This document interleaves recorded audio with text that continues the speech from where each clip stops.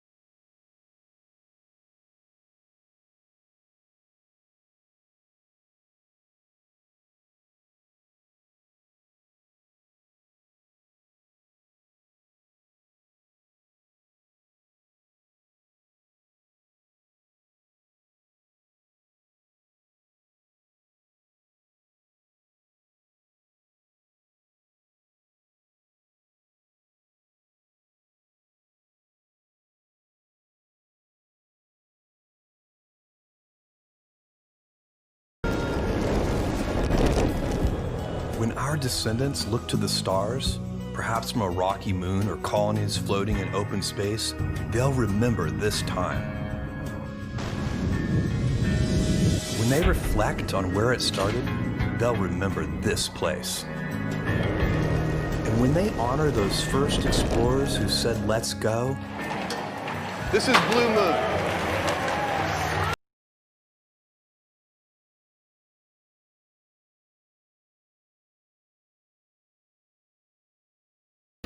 Touchdown.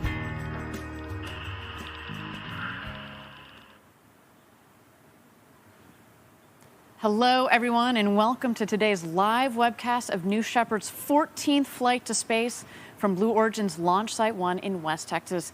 I'm Ariane Cornell, and I'm joined by my co-host, Patrick Zaituni. Welcome, Patrick. It's your maiden appearance with us here at the desk.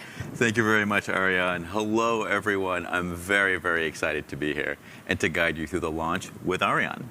All right, well, welcome. As you can see, Patrick and I are in our Kent, Washington headquarters in front of our New Shepard crew capsule mock-up.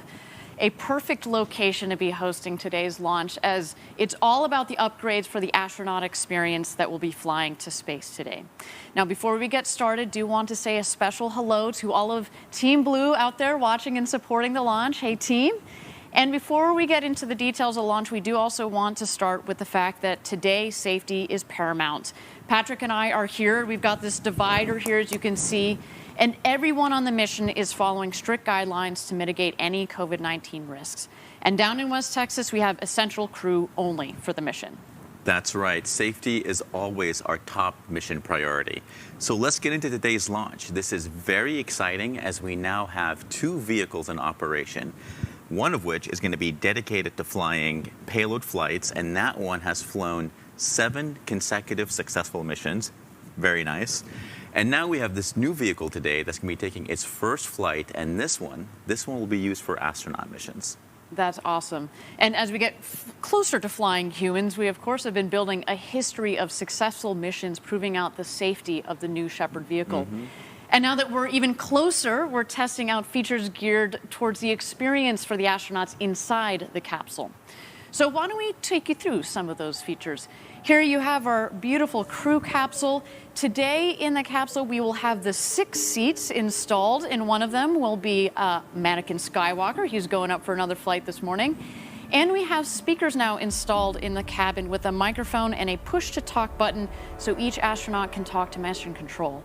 We're flying the crew alert system. It's a panel at each seat with lights and sounds that give the astronauts alerts and important safety messages. Also, there is lining on the wall that you can see, which is nice and soft. So not only when you're floating around weightlessly, of course, but it's also designed to help suppress engine and other ambient noises inside the cabin. There are also environmental systems, including a cooling system and a humidity control to regulate temperatures and also prevent capsule windows from fogging during the flight, as well as we've got a carbon dioxide scrubbing system today. Yeah, and Ariane, we should mention one awesome new addition to this first flight here.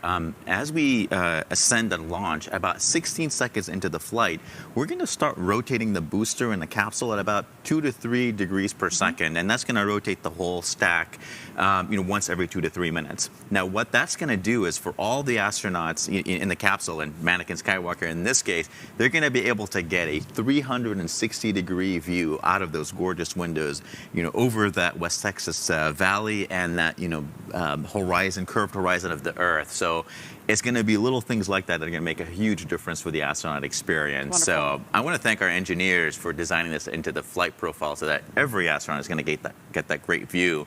So great job, team. Now let's check in on New Shepard as she gets ready for her 14th flight to space.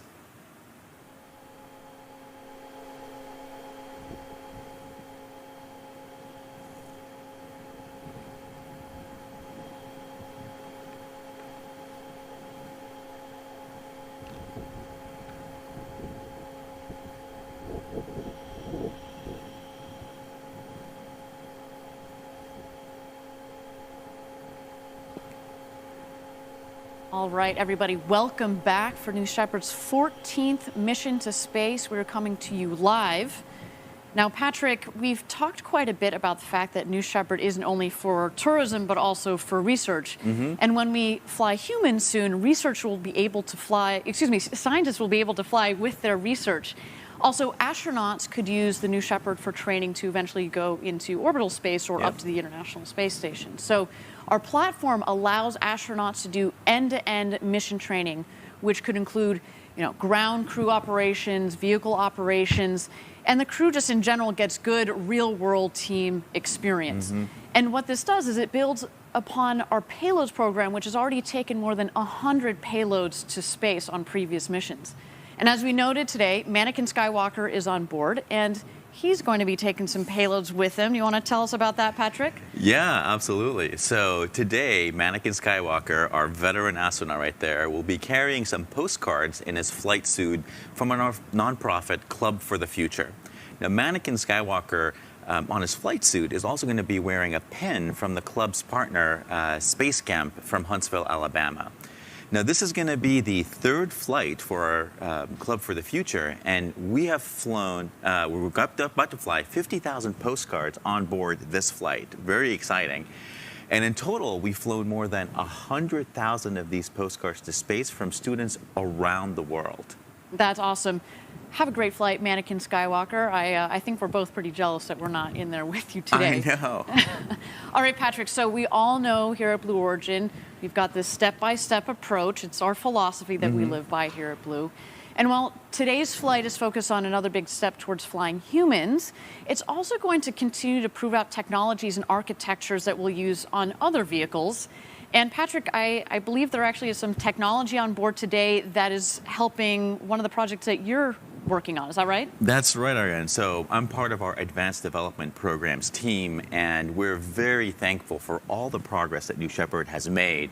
It's a very robust system, and on this mission, we're going to continue to prove it out for human spaceflight. But in doing that, we're also going to be further demonstrating the flight heritage of that BE-3 engine there. That's a liquid hydrogen, liquid oxygen engine on that booster that you see there. Now, for our descent element, which is part of the Integrated Human Landing System, that's the lander for NASA's Artemis program, we're using that same vertical landing, vertical takeoff architecture. Right. We're using the same autonomy schemas, and then we're also using the same propellant type for that BE-7 engine there on that bottom of that lander too. Now, if we see right there, that's our BE-7 engine firing at Huntsville, Alabama. That's at NASA's Marshall Space Flight Center. Gorgeous. I love seeing all that smoke and fire come out of that engine, right? Yeah, and if you look closely, I think you can even see some shock diamonds in there. Yeah, no, exactly. And that's actually all steam. That's because when you have liquid hydrogen, liquid oxygen burning together, it actually produces, just steam, which is really, super eco-friendly if you're firing these things in the atmosphere. Of course, what we see coming out of the tail end of New Shepard on her way to space, right? Exactly. Very, very same propellant combination. And so, as we saw on our last flight, we had lunar landing sensors on that one on board the booster, and that allowed us to test precision landing technology for terrain relative navigation and hazard avoidance. And as you saw there in that picture perfect landing, Our team gathered a lot of great data, and we're flowing into future New Shepard flights with those sensors, as well as to NASA to advance this sensor technology even further. And so in the future, we can take all of that great tech and apply it to our lunar missions. And so with every mission that we do on New Shepard, that's helping propel all the other programs that we have going on. So a good day for New Shepard is actually a great day for our lunar landing system, the human landing system, NASA's Artemis program, and all of the other programs we have here at Blue Origin. Right. We do spend a lot of time thinking about the longer term architecture, right? They're all connected somehow, so the work kind of spills over into future projects. Well, so on that note, I would like to roll a film that we have here that compiles all the progress that we've made. And when I say we, I mean our national team. We're working together with Lockheed Martin, with Northrop Grumman, and with Draper to go back to the moon with NASA, and this time to stay. The national team is the kind of outstanding leadership, outstanding experience that I like to work with. Blue Origin itself brings innovation and modern thinking to the table. Lockheed Martin and Northrop Grumman and Draper all bring an extraordinary experience, not only from Apollo, but before Apollo into the present. We've been developing the BE-7 for several years. Cygnus has been flying resupply missions to the space station. Orion has been in development for a long time. And so these technology demonstrations that have been developed in the context of those programs have already been underway. It's amazing to think that we're only 6 months into this program, and the number of tests we've done on this program compared to anything I've ever worked on before is just mind-boggling. In the base period, we've conducted a campaign of 25 specific risk reduction tests in 8 technology areas that are fundamental to returning humans to the surface of the moon. We've taken our sensors and flown them on the New Shepard vehicle right to the edge of space as they execute a profile that's going to match the speeds and the altitudes that our actual sensors will see as we go down to the moon. The BE-7 testing is happening out at the East Test area at Marshall, a place I know very well. Huntsville and Marshall in particular has a lot of capability in helping teams be successful. We're using actual LiDAR sensors to test out docking with already existing software. We have a full-scale model of our vehicle down at the Johnson Space Center, where the crew is able to come and interact with that vehicle, test it out, kick the tires. We must have a future for our grandchildren and their grandchildren. We were given a gift, this nearby body called the moon. And it's this generation's job to build that road to space so that the future generations can unleash their creativity. None of this is easy, all of it is hard. Big things start small.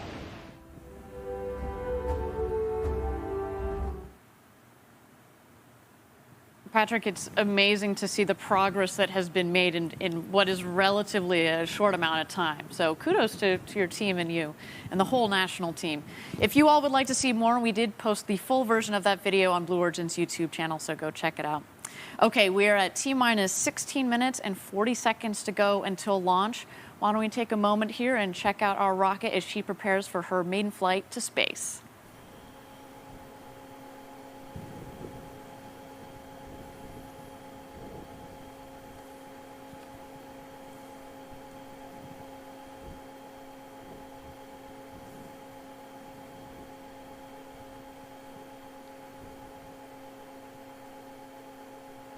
And welcome back, everybody, to our live webcast of New Shepard's 14th flight to space for the system, the first for this rocket. We are certainly looking forward to seeing this launch this morning. But before we get there, let's talk about the incredible work that we're doing down in Huntsville, Alabama. Now, Huntsville is where we've been developing our BE-7 engines and where our lunar program office is based. Huntsville also was the home of the Saturn rocket, which took Apollo astronauts all the way to the moon and back. So it's fitting that it's also the place where we've decided to put our lunar program office. We've been growing our presence in Huntsville, and it's also the home to our high-rate engine factory, which just less than a year after it's been open has 145 people in it. Our very own Jackie Cortez was in Huntsville recently and filmed a short tour of the factory, so why don't we take a look? Here we are inside Blue Origin Huntsville. There is a lot happening here at our full-rate engine production facility. Blue Origin is developing both the BE-4 engine and the BE-3U here in Huntsville. And it's also home to Blue Origin's Lunar Program Office. This is the BE-4 engine. It is 550,000 pounds of thrust, and it is built right here in Huntsville, Alabama. BE-4 is powering both Blue Origin's New Glenn rocket and United Launch Alliance's Vulcan booster. Welcome to what we call the high bay. It takes a lot to make the BE-4 and the BE-3U engines. A lot of cutting edge technology, top-notch machining, and we're gonna see a lot of that here today. So what we have here is one of our laser welding machines, and laser welding is a critical process for both BE-4 and BE-3U. BE-4 is a regeneratively cooled engine, and so these channels are really important to flow that cool liquid through. Inspection is a really important part of the engine production process, and so let's go ahead and take a look in the dye penetrant lab. Dye penetrant is a surface inspection. We'll look at the preforms and the weldments, and we'll look for cracks and any defects that might be in there. Another inspection technique is X-ray. We shoot each portion of the weld, and we examine the images just like you would have at a medical X-ray. We're looking for defects or anything that is detrimental to the part. The machine shop here in Huntsville is very impressive. There is an entire row of mill machines. The piece will come in, it is loaded into the machine, and it's milled down to the required specifications for that particular component. Last but certainly not least, I'm really excited to show you all the newest addition to Blue Origin Huntsville, a full-scale mock-up of our lunar lander for the Human Landing System program. This lander is powered by the BE-7 engine, which is the newest engine in Blue Origin's propulsion family. NASA's program is named Artemis because Artemis was the twin sister of Apollo, and through the Artemis program, we are looking to land the first woman on the moon. Thanks for joining me for the tour today. I had such a great time showing you all around, and I cannot wait to update you on what's next here in Huntsville.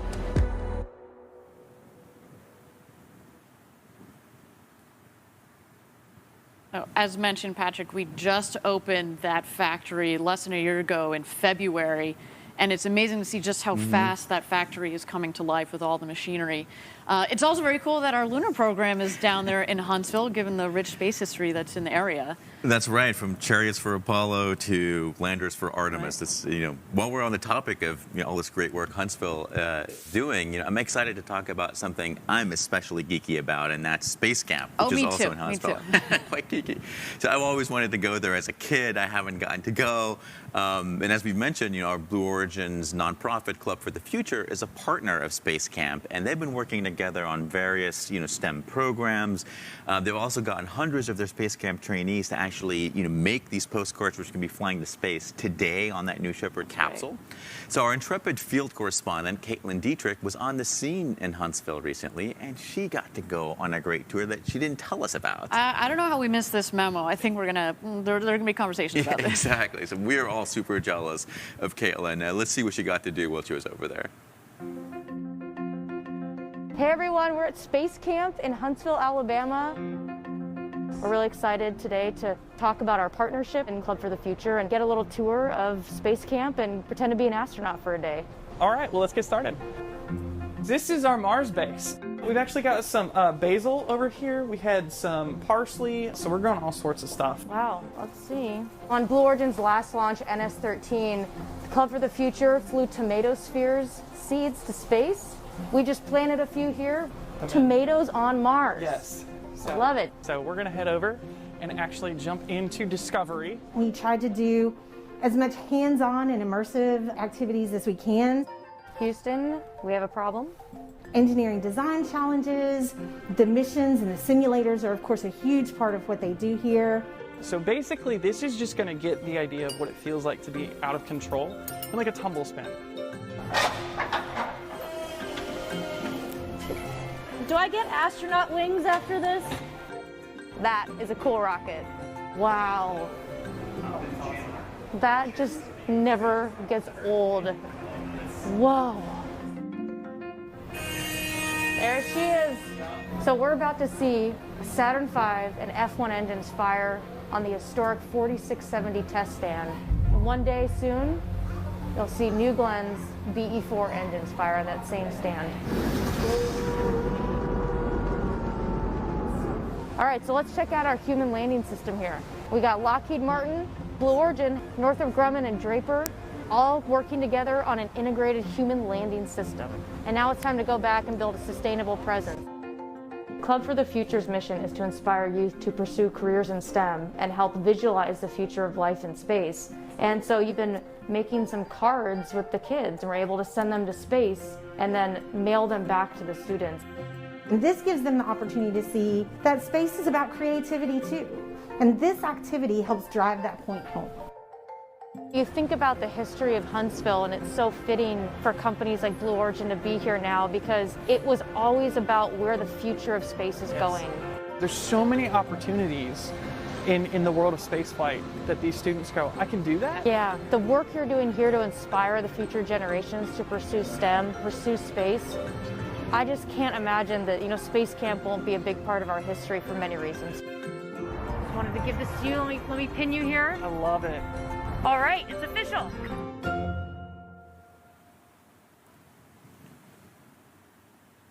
Oh, man, I think she definitely deserved her astronaut wings for that one. I'm not quite sure how well I'd do in that tumble sim. I would not have done well at all. Well, thank you, Space Camp, for the tour, and we really appreciate not only the tour, but also we're very proud to be able to fly a set of your wings on Mannequin Skywalker's flights to space today. Okay, we are at T-minus 12 minutes. We are in a hold here. We've said it in previous webcasts.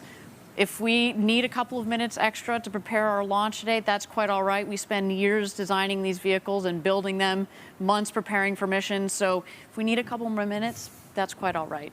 But while we have a couple minutes here, why don't we talk about kind of the broader mission that we all in the space sector are a part of, and that's inspiring the next generation. Maybe to go into space, but definitely to go into other STEM areas. So we actually have some questions about space, I believe, from some school students. So why don't we check out one of those questions? Hello, Blue Origin. My name is Alexander Mather from Fairfax County, Virginia. When I first arrived at Space Camp, I had no idea that my life would forever change. I learned that the opportunities in space are as vast as space itself. One of Blue Origin's most well-known creations is the new Shepard, a reusable space rocket. So, how do you make a rocket reusable? I understand the concept, but the way the system works is far beyond me. Help us understand how Blue Origin built the new Shepard reusable launch vehicle. Great question, Alex. Now, at the center of any rocket, but certainly at the center of New Shepard's reusable rocket, is the engine. And that is absolutely critical to reusability. Because what that engine allows us to do is take off like a regular rocket, but because it's throttleable, we can pull back on the throttle. That allows for a nice soft landing of the rocket, which means A, that we get the rocket back, and B, that it comes back nice and gently so that the refurbishment on the rocket is rather minimal. So that is critical. That's kind of the secret sauce, if you will, to our reusable rocket, is that incredible BE3 engine. Again, great question, Alex. Okay, we're at T-minus 12 minutes. Again, we are still in a hold here, and while we've got a little bit of time, why don't we check out New Shepard as she gets ready for her flight today.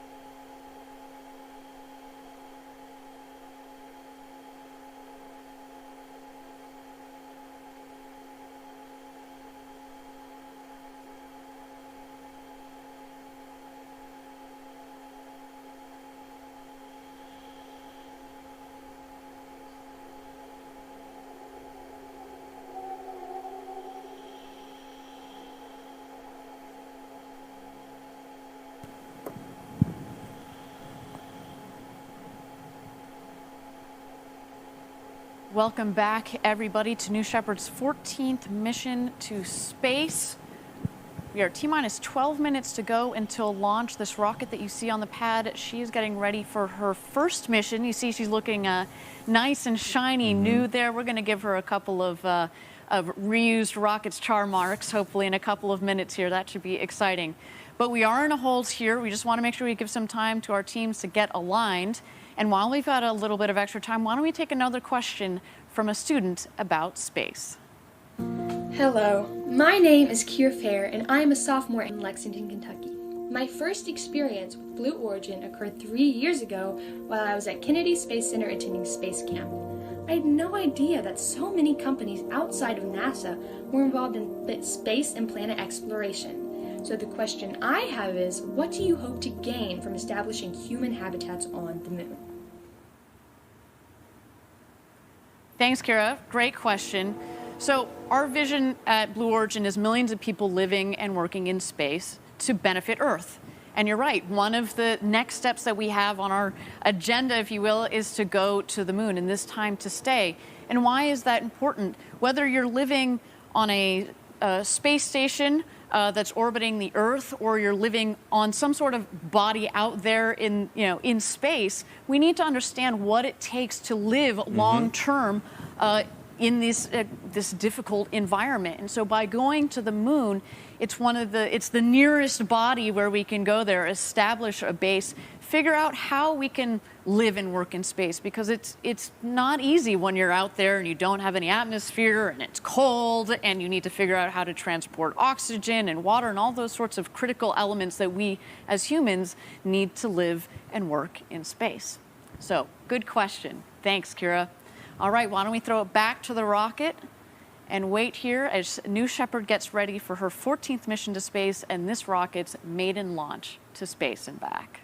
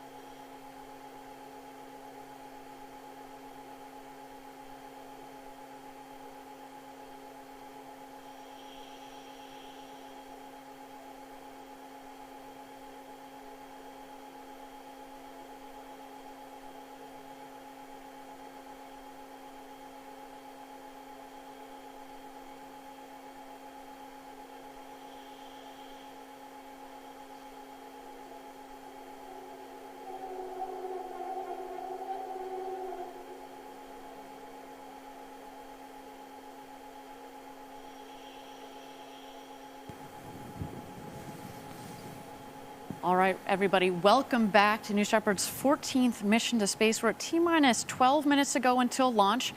I do understand that the team is dealing with some mid-level winds, as we've talked about in the past. It can get windy down there in Texas. It looks like a big, beautiful blue day down there in Texas, but we do have to monitor the winds for the rocket's ascent and, of course, descent. So we're going to keep our eyes on that for just a couple of minutes here. But while we've got some time, Patrick, you, as mentioned, you are part of our lunar program. Do you want to talk a little bit about your thoughts about why are we going back to the moon? Yeah, Kira asked a great question, which is why are we going back and what are people going to do there? And people are of course going to play a tremendous role in doing all of the science on the moon. There's nothing really like having someone trained as a geologist who can actually go there and actually see what's going on, as Jack Schmidt will tell you. But also, as we look towards the future, we're going to want to use the moon, which is really a gift for Earth. We're going to want to use it to allow us to start, building that future where millions of people are living and working in space.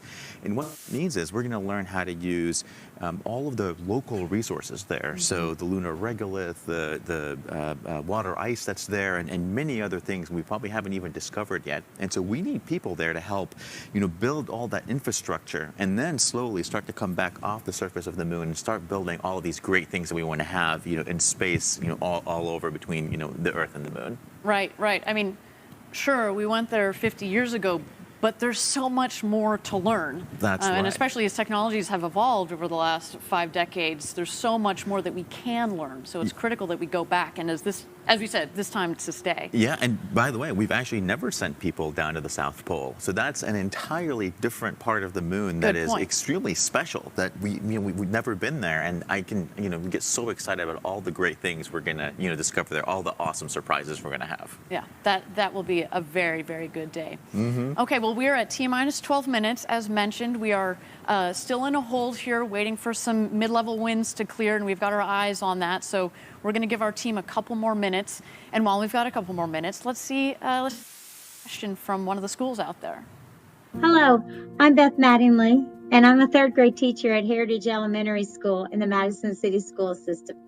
My daughter went to Space Camp as part of the curriculum in Madison City Schools. Space Camp really opened her mind to the what-ifs and possibilities of new things. This inspired me even more to bring space-related STEM into the classroom. In my classroom, we talk about career opportunities. What kind of careers do you think will exist in space when Blue Origin's visions of millions of people living and working in space to benefit Earth is realized? Thank you, Mrs. Mattingly. That's a wonderful question. Right now, when people think of space, they might think, well, it's for engineers and scientists, and it's true. We need a lot of excellent scientists and engineers. But when we're ultimately living and working in space, we're going to need not just the engineers to get us there, but we're going to need all of these other people and other careers to help sustain people as we live and work in space. So we're going to need teachers like you, and we're going to need lawyers, we're going to need business people, we're going to need farmers, we're going to need people to make deliveries. We're going to need all sorts of people when we're ultimately living and working in space. What do you think, Patrick? Yeah, I think, Iron, you've hit it right on the head. Right now we're going up there to, explore or conduct experiments, but at some point we're going to be up there to live and work. So you can imagine all of the skills that it takes to live and work are going to be required up in space. It's just, you're going to, you're going to be a space chef or whatever. Right. And eventually, our goal, like we said, is to go to space to benefit Earth. So we're going to want to lift a lot of that heavy industry, off of Earth and actually do it in space. So I imagine, a world in which we're going to have folks up there, working on all of the, really heavy industry, whether it be, generating power or building really highly complex machines.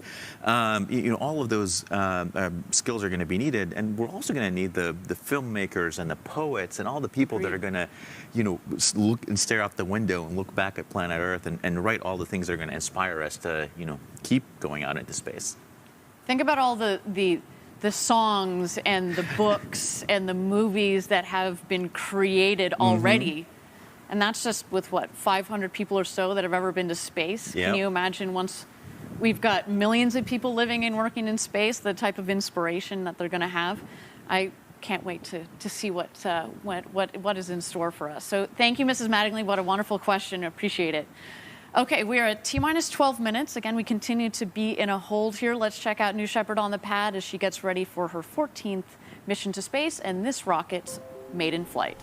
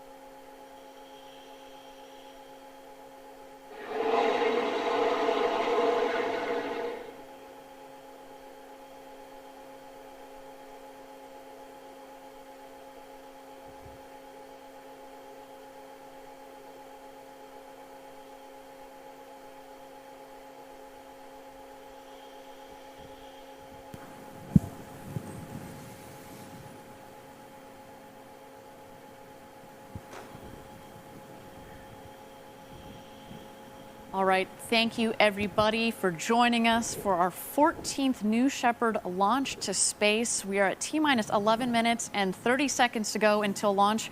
I understand we have just cleared the hold. Our team is ready to go, so thank you so much for your patience. Let's get ready to launch this rocket. I'm super stoked that we're going forward. Okay.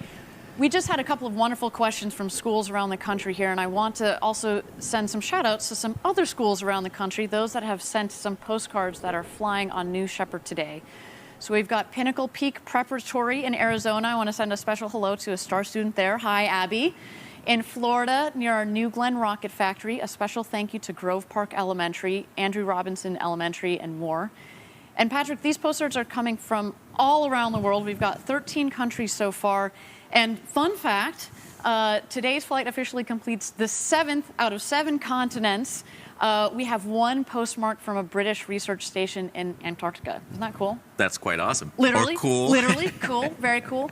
If you want to send your postcard to space on New Shepard, visit the club's website for directions. Now, why don't we take a quick breather here and check out New Shepard while she gets ready for her flight.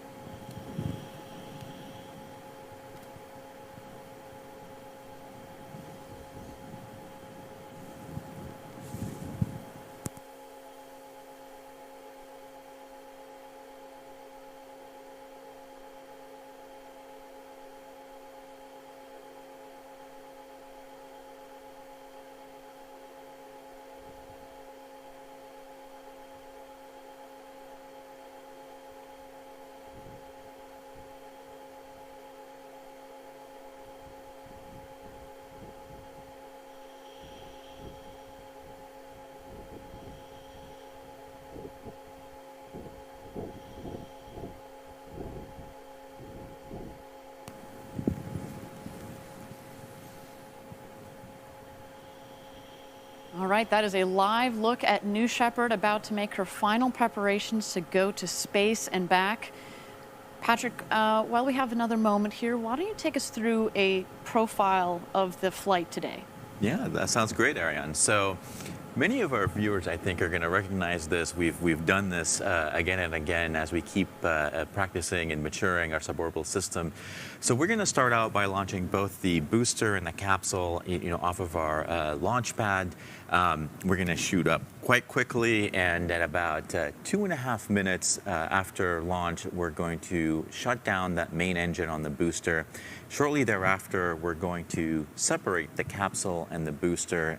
They're going to obviously keep ascending up because of all the speed we've actually been able to impart on them. That's the point, Ariane, where if you and I were in that capsule, we would unstrap and float around and just look out those great windows. Of course, in this flight, Mannequin will stay where he is. I would do a somersault. I know you would. I keep saying that. I'm going to do it one day, I promise you.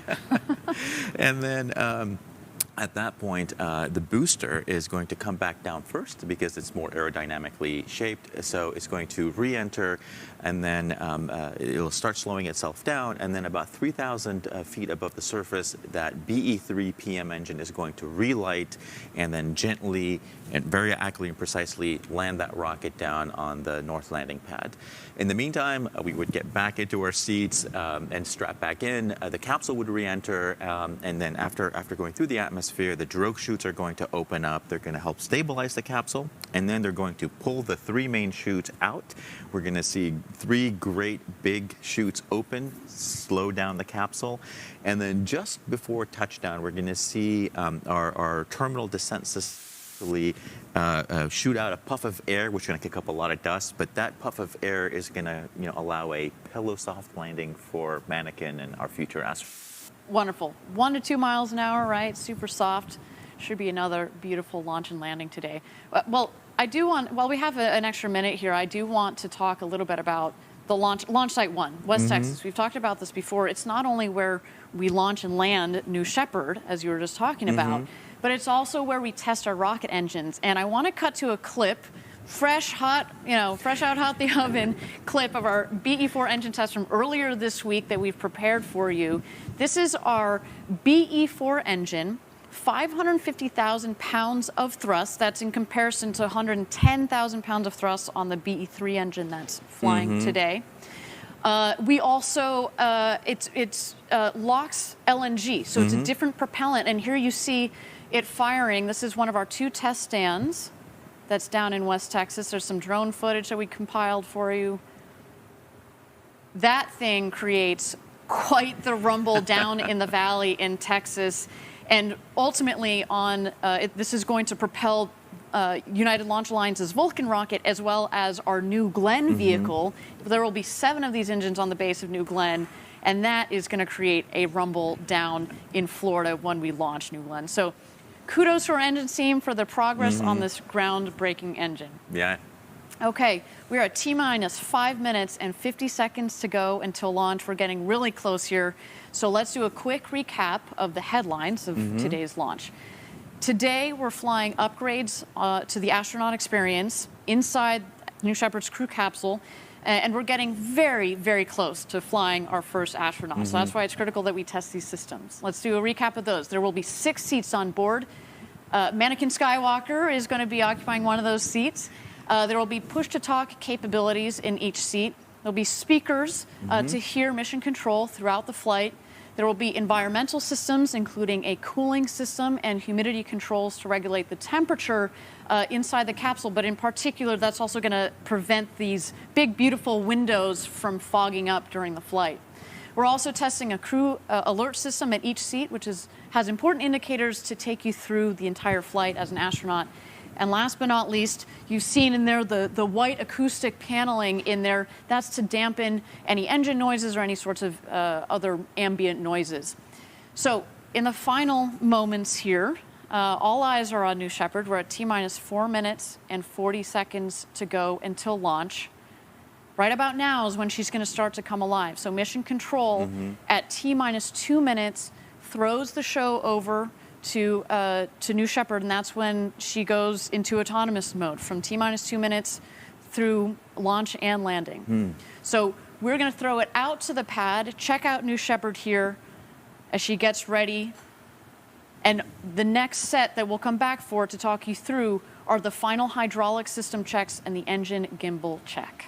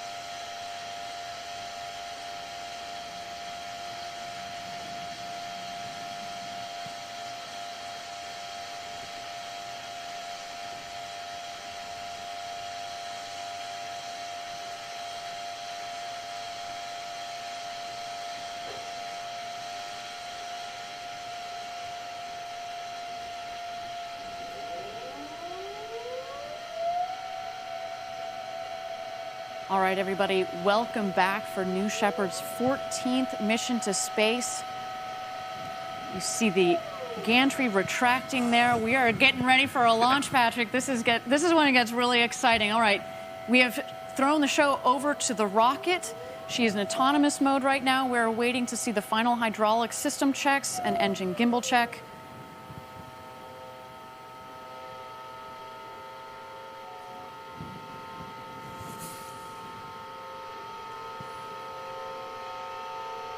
There you go. You see the aft fins, making sure they've got full clearance there. There are 4 fins on the base of that rocket. We want to check these aerodynamic surfaces and systems before flight. This is just exactly what a pilot does on an aircraft.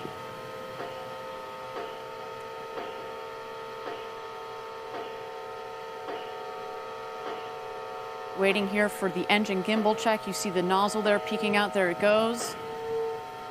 The engine is also obviously to propel the rocket, but is critical in guiding the rocket on its ascent, but as well as on its descent as it comes into land on the northern landing pad just 2 miles north of where the rocket is taken off from.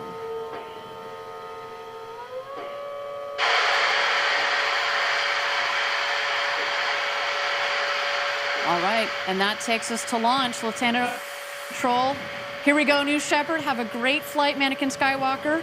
Enjoy that shiny new capsule, and we'll see you back home soon at Launch Site 1.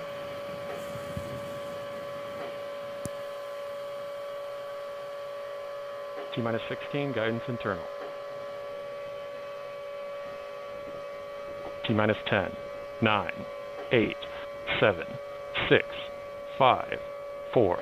Command engine start. 2, 1. Ignition.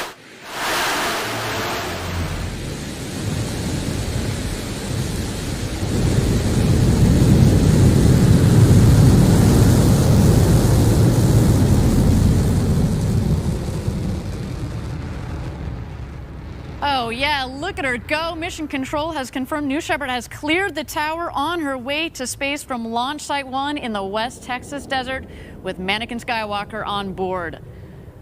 Right about now, the fins on the aft portion of the vehicle are going to help the vehicle do its roll maneuver. The booster is going to be rolling at about 2 to 3 degrees per second, which equates to a full rotation of the vehicle every 2 to 3 minutes. This, of course, is to give the astronauts a 360-degree view during the flight. All right, coming up here on max Q, maximum dynamic pressure on the rocket is the toughest portion of the flight for the rocket. And we've confirmed max Q. Excellent.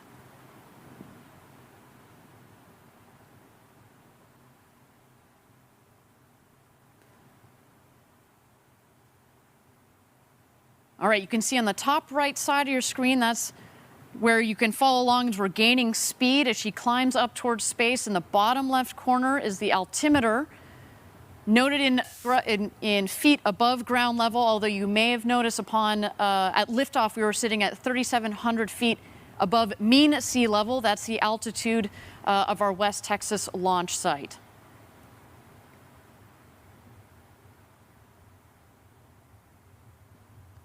Now, Mannequin Skywalker, and they're starting to feel those G's, around 3.5 G's on the way up to space. It's very similar to a roller coaster, but in that horizontal position of the seats, definitely is a much more comfortable ride.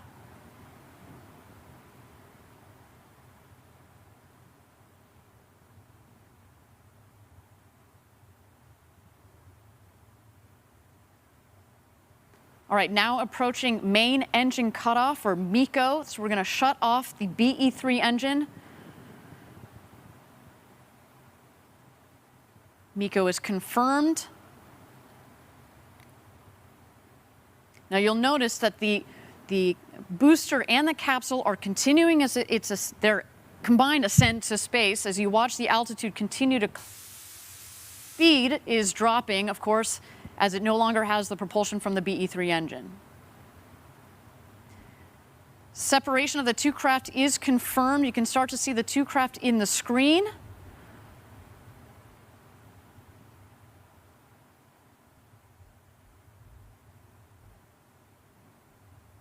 Thank you again, everybody, for joining us live for New Shepard's 14th mission to space, the maiden launch for this rocket. So far, everything appears to be nominal.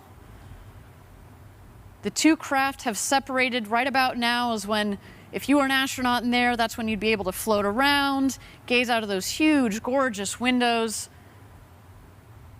maybe even do a somersault or two. I know I would certainly do that.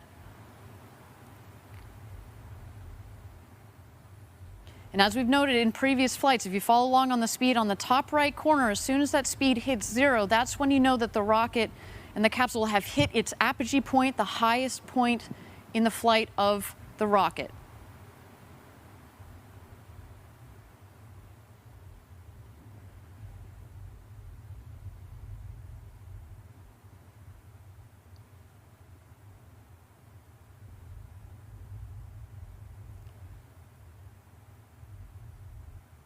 There you go, it's hit 0, and now they are heading back home. We should have an unofficial apogee altitude coming up here shortly. But we have gone well over 100 kilometers, the Kármán line, the official line of space, and there it is, 350,827 feet above, I believe, mean sea level, so that is excellent. A great flight. Well over the Kármán line. Anakin Skywalker is an astronaut once again. Now the capsule should be continuing to do its slow spin. Everybody gets a window seat in the capsule of New Shepard, but now we're making sure everybody gets the perfect view.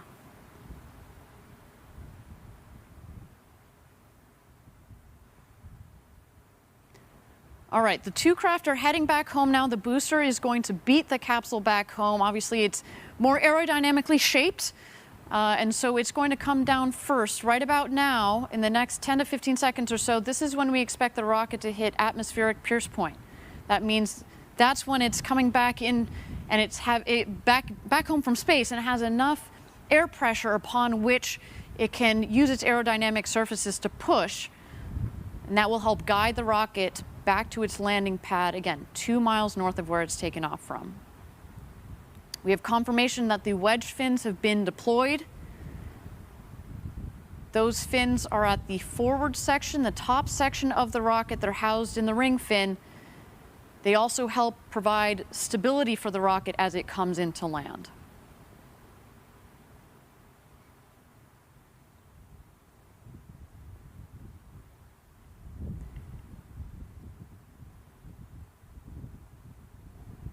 And this booster is screaming home right about now. Its maximum return velocity is just under Mach 4.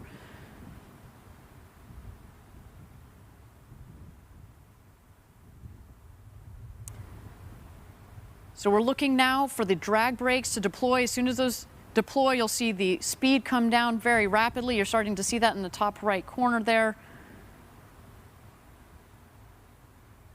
And then in quick succession, we're going to get the BE-3 engine to restart. The landing gear will deploy, and then the booster will come in for a nice soft touchdown. There are the drag brakes.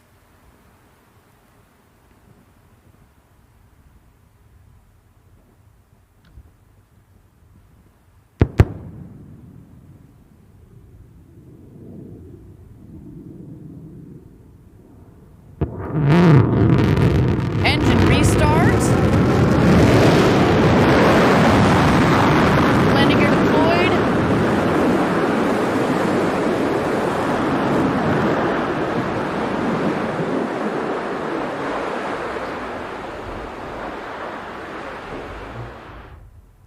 And touchdown. Welcome back, New Shepard. Oh, you can hear our team back here at headquarters enjoying this moment for this rocket. What a day. Did a nice little maneuver there to bring it back to the center of the pad, but that is what we're looking for. A completely autonomous system, Patrick. That never gets old. That's the type of stuff that makes live rocket launches and landings so exciting. I know. Every time I see that booster come back, it's just like your heart's in your throat. But it's so exciting to see it actually come back and just perfectly land down there.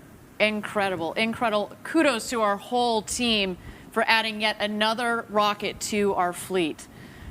Wow. Okay. Well, the show is not over. That's right. We still are waiting here for the crew capsule to come back. As noted, first the drogue chutes will deploy. Those are like the guide parachutes. The mains will then deploy. You'll also see the mains then inflate to full inflation. And once they're fully inflated, that's when the crew capsule starts to slow down.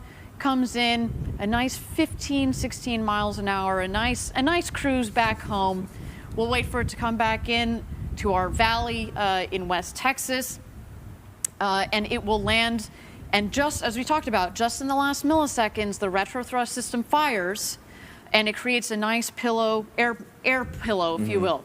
So Anakin Skywalker, by the time he touches down, it's just at about 1 mile an hour. It's a nice, soft touchdown. And there we go. The crew capsule has its mains deployed, fully inflated.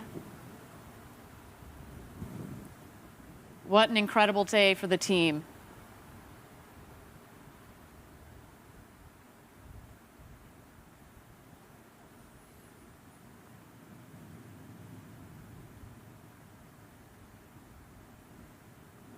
What a beautiful shot. You know, Anakin Skywalker, I mean, if he had adrenaline, his heart would be thumping pretty hard. What a day. All the way up over the Kármán line and back, coming in for a nice soft cruise back into our West Texas Valley there.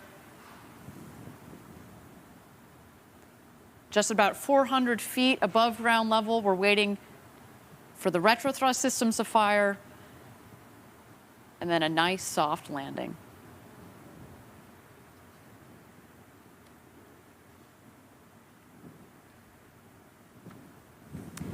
And touchdown. What a day. What a beautiful shot. Congratulations to all of Team Blue. Really well deserved. This is our 14th mission. A safe landing for the booster, safe landing for the crew capsule. We added a little. We were talking about add a little bit of char to the bottom of the that rocket. Came back nice and clean though. Look at that, absolutely spectacular. Now, if you were an astronaut on board that capsule there, you would have had an incredible ride up over the Kármán line and back. Get the big, beautiful views out of the. You know, we did the 360-degree spin this time. Get your 3 minutes of weightlessness. I can't wait to check out the onboard cameras to see the views that Anakin Skywalker experienced today. Just what a day. I know. And how about those drone shots of the rocket and actually the capsule coming down? Those were pretty spectacular. Those were beautiful. Looks like a nice, clean landing right there in the desert. Everything looks to have gone perfectly today. So our recovery crew is going to be headed out to the crew capsule to open up the hatch, inspect the craft, greet Anakin Skywalker, and retrieve the postcards on board. Yeah, I always think about this moment when I try to visualize, what would it be like to actually fly on New Shepard and be coming right back down. And so you've just landed safely, the hatch just opens, and now for the first time you step out of the hatch and back onto Earth, and you're an astronaut. And you've seen the Earth from 100 kilometers up from space just moments ago, and now here you are back on it. I mean, that must just be incredible. But this was such an exciting mission, such an exciting day. Let's take a look at some of the replays here to show you that gorgeous takeoff and landing.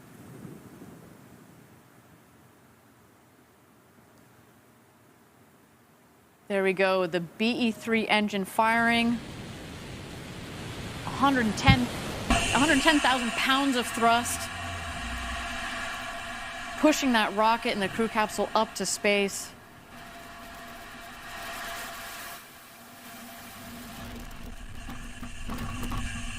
Patrick, I know you've been down there during these launches. The rumble that comes from that engine as the rocket is taking off is just incredible. It shakes your bones. It really does, and you know, as it takes off, like, it goes really fast. There's a lot of rockets where you know the ascent is actually quite slow, but this one, I mean, it's flying. It's going. It's gone.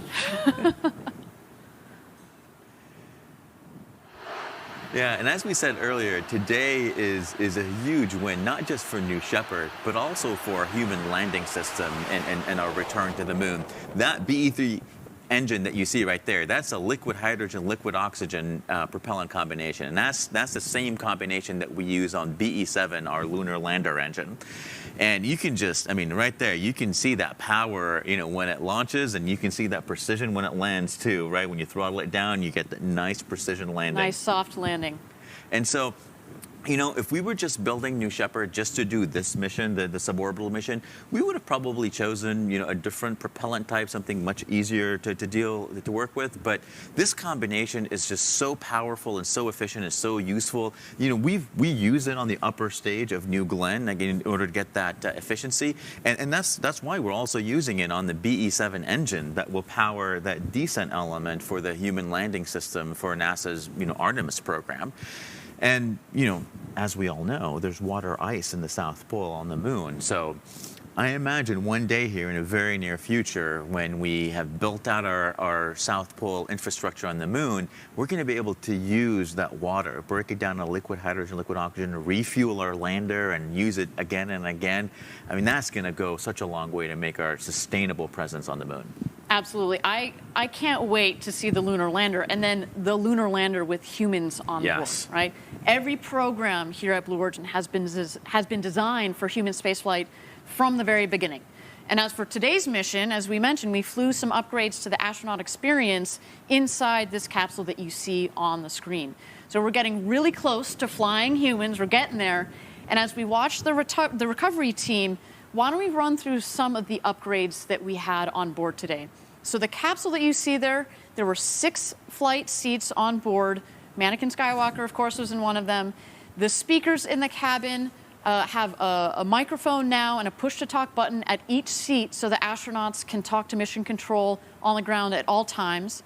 We flew the crew alert system, which has a panel on each seat with lights and sounds that convey important safety messages.